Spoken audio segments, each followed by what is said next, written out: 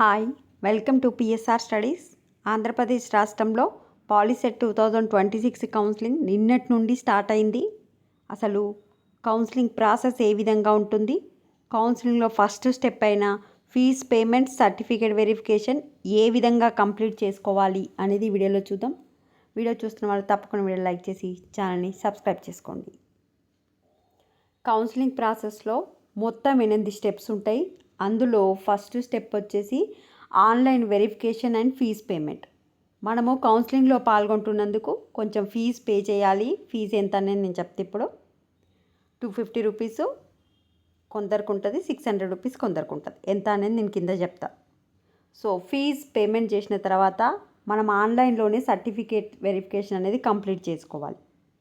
ఒకవేళ మీరు అప్లోడ్ చేసిన సర్టిఫికేట్స్ బ్లర్ కానీ, ఒకదాని దగ్గర ఒకటి రాంగ్ అప్లోడింగ్ కానీ, ఏదైనా మిస్టేక్స్ చేస్తే మీ సర్టిఫికేట్ వెరిఫికేషన్ ఆన్లైన్లో కంప్లీట్ అవ్వదు. అట్లాంటి స్టూడెంట్స్ మీరు దగ్గరలో ఉన్న హెల్ప్ లైన్ సెంటర్కి అయితే వెళ్ళి సర్టిఫికేట్ వెరిఫికేషన్ కంప్లీట్ చేసుకోవచ్చు. ఏ ర్యాంక్ వాళ్ళు ఏ రోజు రావాలనేది సర్టిఫికేట్ వెరిఫికేషన్ సెంటర్కి మనకు ర్యాంక్ వైజ్ డేట్స్ ఇచ్చిరు. ఆ డేట్స్ చెక్ చేసుకొని మీరు ఆన్లైన్లో కంప్లీట్ కాకపోతేనే సర్టిఫికేట్ వెరిఫికేషన్కి హెల్ప్ లైన్ సెంటర్కి వెళ్ళాలి. సర్టిఫికేట్ వెరిఫికేషన్ అయిపోయిన తర్వాత మనకు ఓటీపీ వస్తుంది. సర్టిఫికేట్ వెరిఫికేషన్ కంప్లీట్ అయిపోతే దాన్ని తీసుకొని మనము వెబ్ ఆప్షన్స్ అయితే పెట్టుకోవాలి. వెబ్ ఆప్షన్స్ పెట్టుకున్న తర్వాత, అంటే వెబ్ ఆప్షన్స్ ఏంటంటే కాలేజ్ సెలెక్షన్ చేసుకోవాలి. తర్వాత మనం పెట్టుకున్న కాలేజెస్ని సేవ్ చేసుకోవాలి. మనకు ఒకరోజు సీట్ అలాట్మెంట్ రిలీజ్ చేస్తారు. సీట్ వచ్చిన స్టూడెంట్స్ ఆన్లైన్లో ఫీజు పే చేసి సెల్ఫ్ రిపోర్టింగ్ చేయాలి. సెల్ఫ్ రిపోర్టింగ్ చేసిన తర్వాత ఫీజు కట్టంగానే మనకు జాయినింగ్ ఆర్డర్ వస్తుంది. దాన్ని ప్రింట్అవుట్ తీసుకొని మీ దగ్గర ఉన్న అన్ని సర్టిఫికెట్లు తీసుకొని కాలేజ్కి వెళ్ళి జాయిన్ అవ్వాలి. ఇది ప్రొసీజర్. ఇప్పుడు మనం ఈ వీడియోలో ఫస్ట్ది ఏంటిది, ఫీజు ఎట్లా కట్టాలి అండ్ నెక్స్ట్ వచ్చేసి సర్టిఫికేట్ వెరిఫికేషన్ ఎట్లా కంప్లీట్ చేసుకోవాలనేది ఈ వీడియోలో చూపిస్తాం. అయితే మనం ఏ స్టెప్ ఎప్పటిలో కంప్లీట్ చేయాలి అంటే జూన్ 24 నుంచి జూన్ 30 వరకు, అంటే ఫస్ట్ స్టెప్ వచ్చేసి మనము కంప్లీట్ చేసుకోవాలి. అదే online certificate verification fees payment వచ్చేసి జూన్ 30 లోపు కంప్లీట్ చేసుకోవాలి. సర్టిఫికేట్ వెరిఫికేషన్ కంప్లీట్ అయిపోయిన స్టూడెంట్స్ వెబ్ ఆప్షన్స్ వచ్చేసి మనము జూన్ 29 నుంచి జూలై 3 వరకు అయితే వెబ్ ఆప్షన్స్ పెట్టుకోవాలి. ఓకే, నెక్స్ట్ ఒకవేళ మీరు పెట్టుకున్న వెబ్ ఆప్షన్స్ నచ్చకపోతే 4th జూలై రోజు మళ్ళీ వెబ్ ఆప్షన్స్ అనేది మీరు చేంజ్ చేసుకోవచ్చు. ఆర్డర్ అయినా చేంజ్ చేసుకోవచ్చు, కాలేజెస్ యాడ్ చేసుకోవచ్చు, డిలీట్ చేసుకోవచ్చు. జూలై 6th రోజు మనకు ఏ కాలేజీలో సీట్ వచ్చిందనేది రిలీజ్ చేస్తారు. ఓకే, సీట్ వచ్చిన స్టూడెంట్స్ కాలేజీలో జూలై 7th నుంచి 10th వరకు సెల్ఫ్ రిపోర్టింగ్ చేయాలి. క్లాసెస్ వచ్చేసి కూడా మనకు జూలై 7th నుంచి స్టార్ట్ అవుతాయి. ఇప్పుడు ఫీజ్ పేమెంట్ ఏ విధంగా చేయాలనేది చూపిస్తాం.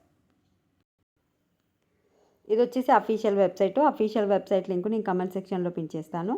నేను ఇచ్చిన లింక్ పైన క్లిక్ చేయండి, అఫీషియల్ వెబ్సైట్కి వచ్చేస్తారు. అఫీషియల్ వెబ్సైట్కి రాగానే ఫస్ట్ స్టెప్ ఏంది, online certificate verification and fees payment. దీని మీద క్లిక్ చేయాలి. క్లిక్ చేసిన తర్వాత మీ hall ticket number, rank, Aadhaar number ఇక్కడ ఎంటర్ చేసిన క్యాప్చాని ఎంటర్ చేసి సబ్మిట్ కొట్టండి. నెక్స్ట్ విండో ఈ విధంగా ఓపెన్ అవుతుంది. మీ hall ticket number, candidate name, father name, మీ రీజన్స్, మీ పర్సనల్ డీటెయిల్స్ అన్నీ ఇక్కడ కనిపిస్తూ ఉంటాయి. మీ ర్యాంక్ ఎంత వచ్చింది, మీ జెండర్, ఓసీ రాకపోతే ఇవన్నీ ఎంటర్ చేయండి. ఎంటర్ చేసిన తర్వాత మీరు 10th క్లాస్ ఏ డిస్టిక్లో చదివారు, 8th ఏ డిస్టిక్లో, 6th అట్లా 5th నుంచి 10th క్లాస్ వరకు మీరు డిస్టిక్స్ని ఇక్కడ ఇట్లా క్లిక్ చేస్తే మీ డిస్టిక్ నేమ్స్ వస్తాయి. డిస్టిక్స్ని ఎంటర్ చేసేయండి.